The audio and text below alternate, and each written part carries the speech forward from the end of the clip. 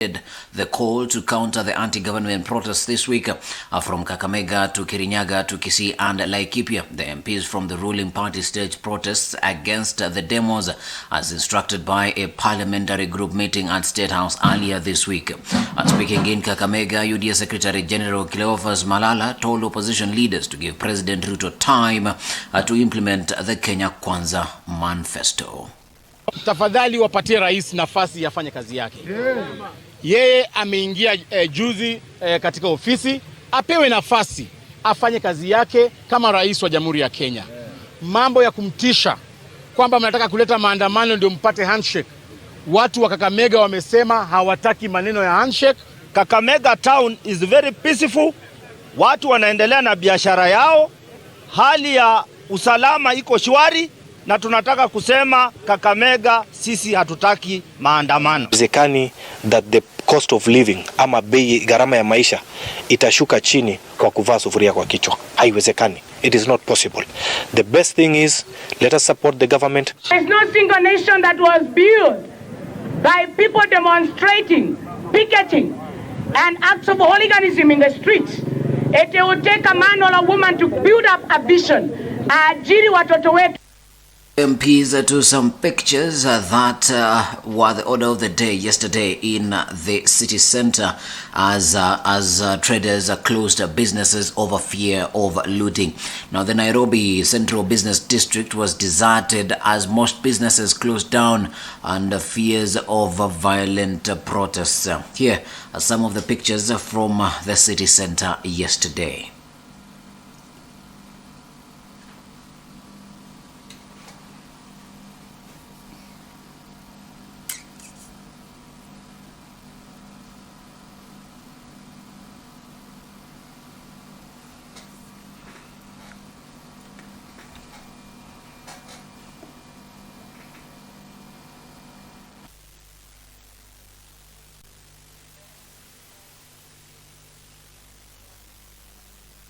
And President William Ruto has ruled out handshake with Raila. President William Ruto has once again ruled out the possibility of a handshake deal with his opposition nemesis Raila Odinga and called on the opposition to conduct peaceful demonstrations.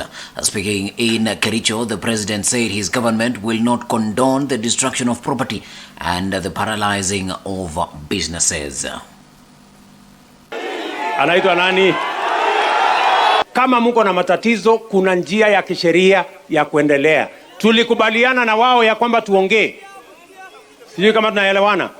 Wakawacha mambo ya kuongea, wakaenda kufanya vita. Na mimi nataka niwaambie, we have absolutely no issue with any constitutional provision on picketing or even on demonstration. Siasa yetu haitakuwa na vita, haitakuwa ya kuharibu mali, haitakuwa ya kuharibu barabara. Itakuwa ni siasa bila chuki. We must protect this country and the police must be firm on hooligans, on criminals, on people who want to destroy other people's business. Sasa mimi sina kazi ingine, rais aendelee na mambo ya uchumi na mimi nimeweka mitego kila pahali. Wakijaribu kuja mimi na deal na hawa.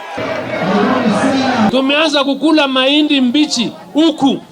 Kama umejipanga namna hiyo ndio utaweza kuteremusha gharama ya maisha kwenda chini. Sio kuweka sufuria kwa kichwa. Ile tunaomba kwa vijana ni kwamba tufanye kazi na serikali. Tuendelee maendeleo ama tunataka maandamano. You can't use blackmail. You know, it's a form of blackmail. It's a form of terrorism. You know, where you can kidnap somebody and then you say, okay, let's negotiate how to release this person. That's what they are trying to do. It's a form of blackmail. And away from that account of the government, two Catholic bishops urge President Ruto to repeal Finance Act. Catholic bishops in Kenya now want the government to repeal the controversial Finance Act and the opposition to call off its 3-day anti-government protests that began yesterday. Here is the clergy speaking to the media. The recently enacted Finance Act places an unsustainable burden on already distressed citizens especially those within the low-income bracket. We, therefore, ask the President to repeal the Finance Act and institute a process that will seek to achieve the same goals within the context of the current economic context. We have appealed to Azimio la Umoja to seek alternatives strategy that would not hold the entire country hostage and lend itself to violence and destruction. The recent demonstrations that we have taken place across the country recently have resulted in significant negative consequences, including injuries, property damage, trauma and loss of lives. Kenyans and our leaders must be willing to listen to each other for the sake of peace of our country. We condemn what we have seen simmering as ethnic-based violence spotted in some parts of our country. Given the circumstances of the week and what is going on to happening today, we did not succeed meeting them face to face. However, we are ready, prepared. We have a system, we're just waiting for that openness.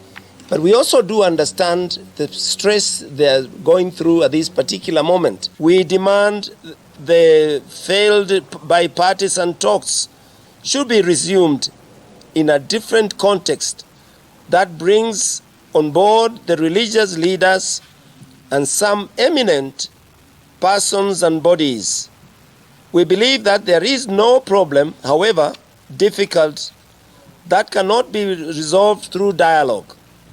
We must at all costs avoid the loss of lives. No further blood should be shed. We are particularly appalled by unbecoming, insulting, and inciting statements made by leaders. This is causing confusion among the population regarding the direction the country is taking. We want to emphasize and express a firm stance against such acts of violence and abuse of power. Police have an obligation to deal with criminals disguised as demonstrators. Police cannot take advantage to brutalize innocent Kenyans. Such acts are unacceptable, must not be tolerated under any circumstance. It is crucial not to lose hope and succumb to despair. By working together and engaging in a constructive dialogue, Kenyans can collectively brainstorm, implement innovative approaches to tackle the socio-economic issues at hand.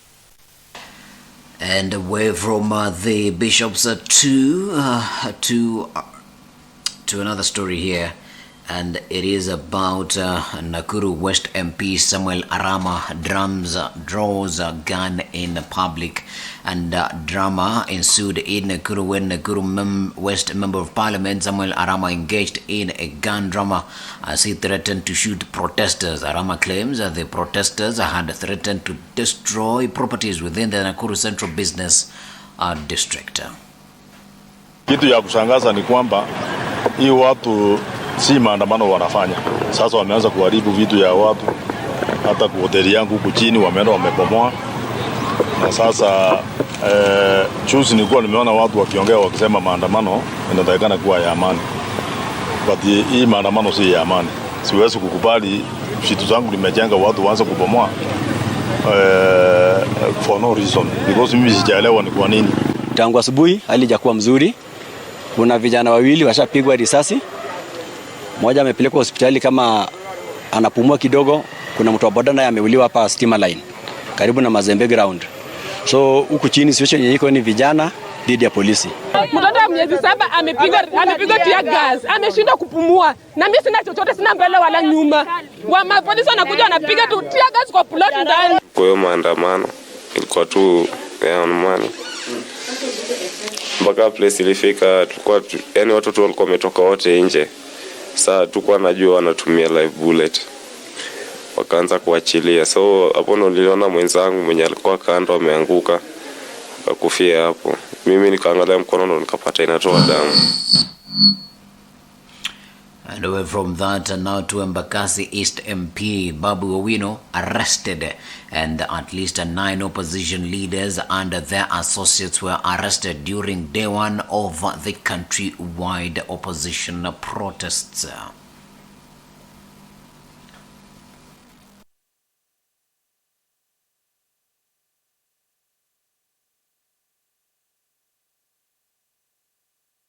Up to date, we are not aware of his whereabouts. So we are kindly asking the government, being my brother, Maurice Ogeta, wasn't a politician, but was just a guard to one of our own Raila Odinga. So the family is really in pain and asking for his release. If the government knows his whereabouts, and we are pretty sure this is more political than any other thing. Let the government release the brother, and we ultimately giving the government up to 6. Siku ya kesho pia kwa sababu wapinzani wamesema wataendelea na maandamano, sisi tutaendelea na kazi ya kushika doria kuhakikisha kwamba watu wa Mombasa wana enjoy ile peace bila kutatizwa na mtu yoyote. Kazi yetu ni kuhakikisha kwamba kuna usalama Kilifi, na tumehakikisha kwamba wananchi wanapata usalama bila kutishia. And away from that, 2 students of Ikonge Girls suffer from a suspected food poisoning. 148 students of Ikonge Girls Secondary School in Nyamira County are admitted at various hospitals in the county of a suspected food or water poisoning. Haya maneno tuyasikia sasa asubuhi, na tumekuja kwa hospitali, tumethibitisha watoto wamepata nafuu, wamepona. Ile tu mwalimu alituambia ni maji ilikuwa walikunywa maji, walisugu maji haikuwa safi vizuri, haikuwa imepewa dawa. Asubuhi tumeamkia tukiwa na msangao mkubwa. Tukapata habari ya kwamba watoto wamesha gonjeka kwa kunywa maji mabaya kwa shule. Sasa ndio imetukimbisha kwa hospitali kuja kuangalia kama watoto wetu wako hali nzuri. It was reported to us that the students were uncomfortable. They were having problems with stomachache and diarrhea. Arrangements had been made bring them to Ekerenyo and Mogumo in Ikonge. We liaised with ministry personnel, and they were brought to those hospitals. Sent a team to school to confirm exactly what the problem is. The students are presenting with low abdominal pain, diarrhea, vomiting. It's a similar presentation across. We've taken their stool and sent it for culture. And away from that story, we come to the end of the stories that are making headlines in the country. We're going to take a break. When we come back, we're coming back with the stories that are making headlines